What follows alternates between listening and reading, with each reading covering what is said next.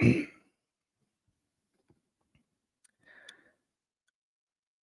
Nadab and Abihu, the sons of Aaron, each took his censer and put fire in them and laid incense on it. And they presented strange fire before Jehovah, which he had not commanded them. And fire came out from before Jehovah and consumed them, and they died before Jehovah. Then Moses said to Aaron, "This is what Jehovah spoke, saying, in those who come near to me I will be sanctified, and before all the people I will be glorified." And Aaron was silent.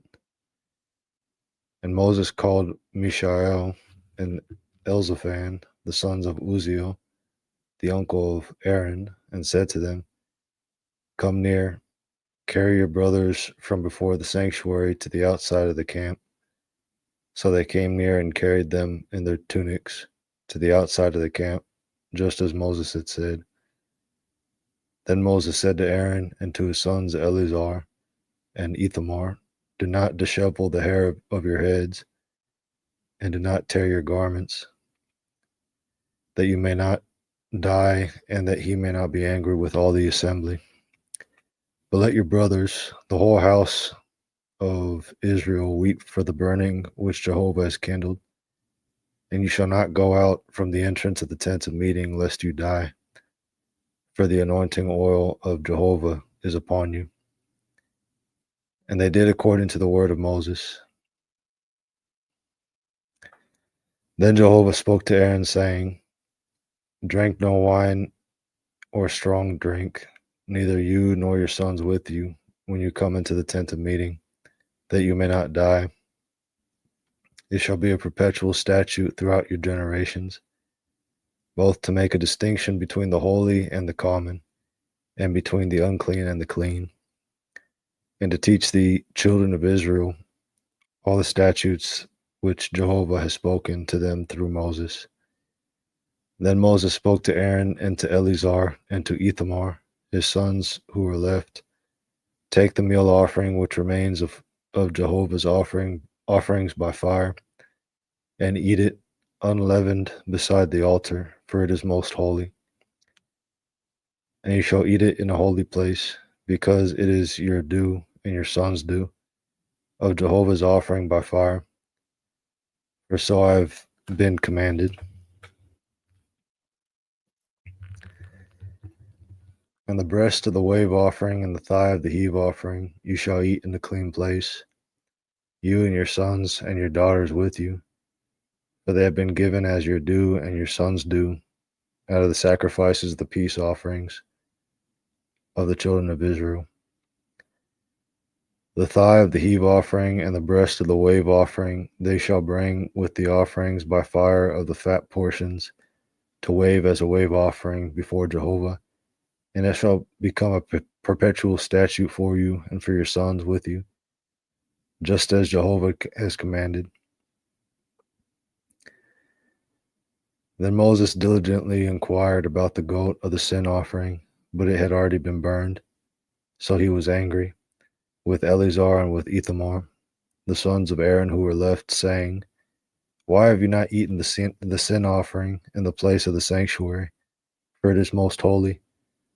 And he gave it to you to bear the iniquity of the assembly, to make expiation for them before Jehovah. Now its blood was not brought inside into the sanctuary. You should certainly have eaten it in the sanctuary, just as I commanded." But Aaron spoke to Moses, "See, today they have presented their sin offering and their burnt offering before Jehovah, and such things as these have befallen me. And if I had eaten the sin offering today, would it have been good in the sight of Jehovah?" And when Moses heard that, it seemed good in his sight. Then Jehovah spoke to Moses and to Aaron, saying to them, "Speak to the children of Israel, saying, these are the animals which you may eat among all the beasts that are on the earth. Whatever has a divided hoof, that is, has its hoof split in two, and chews the cud among the beasts that you may eat.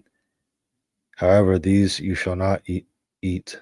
Of those that only chew the cud, or of those that only have a divided hoof, the camel, for though it chews the cud, it does not have a divided hoof, it is unclean to you. And the hyrax, for though it chews the cud, it does not have a divided hoof, it is unclean to you. And the hare, for though it chews the cud, it does not have a divided hoof, it is unclean to you. And the pig, for though it has a divided hoof, that is, it has its hoof split in two, it does not chew the cud, it is unclean to you. You shall not eat of their flesh, nor shall you touch their carcasses, they are unclean to you. These you may eat of all that are in the water, anything in the water that has fins and scales, in the seas or in the rivers, these you may eat.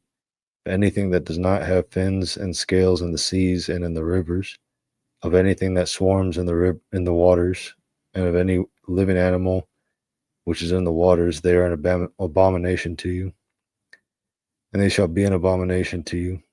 You shall not eat of their flesh and their carcasses, you shall regard as an abomination. Anything in the water that does not have fins or scales is an abomination to you, and these you shall regard as an abomination among the birds. They shall not be eaten. They are an abomination, the great vulture, and the bearded vulture, and the black vulture, and the kite, and the falcon of every kind, every raven of every kind, and the ostrich, and the nighthawk, and the seagull, and the hawk of every kind, and the little owl, and the cormorant, and the great owl, and the white owl, and the pelican, and the corian vulture, and the stork, the heron of every kind, and the hoopoe, and the bat. All flying insects that go on all fours are an abomination to you. Yet these you may eat of all flying insects that go on all fours, which have legs above their feet, with which to leap on the earth. These of them you may eat, the swarming locust of every kind, and the swallowing locust of every kind, and the cricket of every kind, and the grasshopper of every kind. But all the other flying insects which have 4 feet are an abomination to you, and by these you shall become unclean. Whoever touches their carcass shall be unclean until the evening. And whoever carries any part of their carcass shall wash his clothes and be unclean until the evening.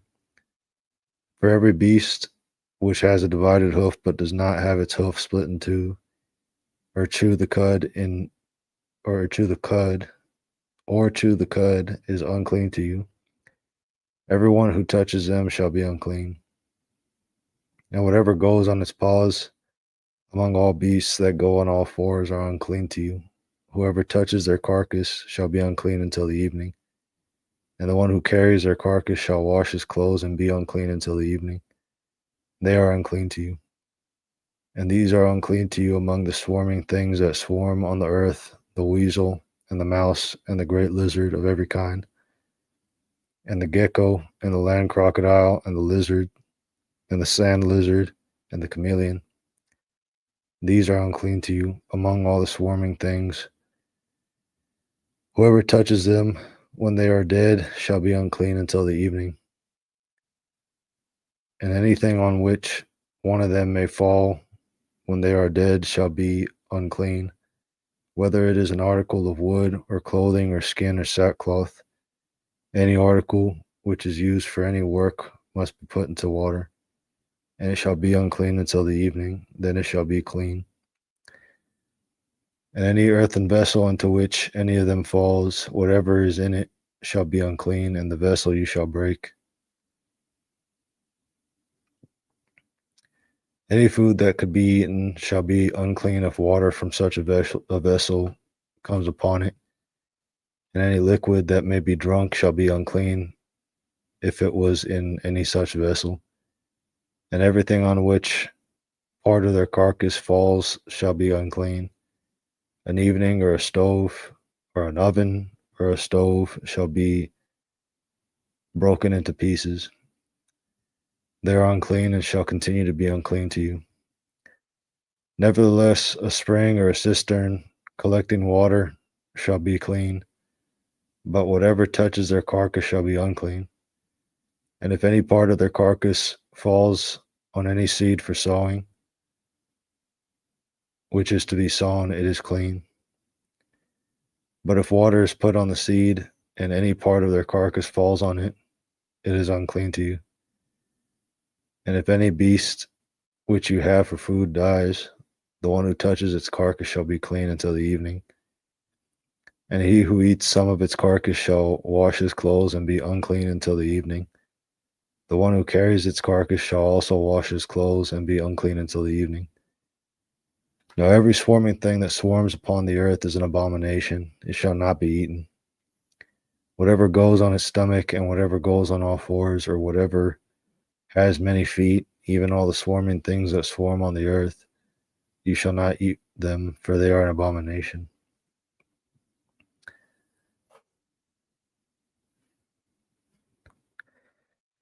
You shall not make yourselves abominable with any swarming thing that swarms, nor shall you make yourself unclean with them, and so become defiled by them. For I am Jehovah your God. Sanctify yourselves therefore, and be holy, for I am holy. You shall not defile yourselves with any of the swarming things that move upon the earth.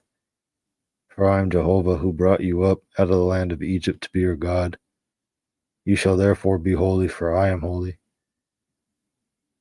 This is the law of the beast, and of the bird, and of every living thing, every living animal that moves in the waters, and of every creature that swarms upon the earth, to make a distinction between the unclean and the clean, and between the animal that may be eaten and the animal that may not be eaten.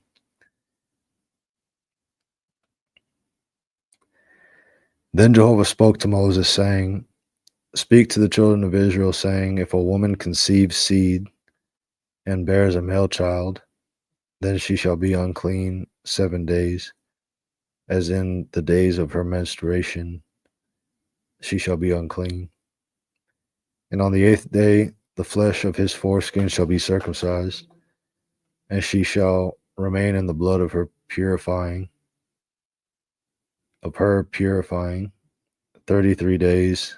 She shall not touch any sanctified thing, nor come into the sanctuary until the days of her purifying are fulfilled. But if she bears a female, then she shall be unclean 2 weeks, as in her impurity, and she shall remain in the blood of her purifying 66 days. And when the days of her purifying are fulfilled, for a son or for a daughter, she shall bring a year-old lamb for a burnt offering, and a young pigeon or a turtle dove for a sin offering to the priest at the entrance of the tent of meeting. And he shall present it before Jehovah and make expiation for her, and she shall be cleansed from the flow of her blood. This is the law for her who bears a child, whether male or female. And if she cannot afford a lamb, then she shall take 2 turtle doves or 2 young pigeons, one for a burnt offering and the other for a sin offering. And the priest shall make expiation for her, and she shall be clean.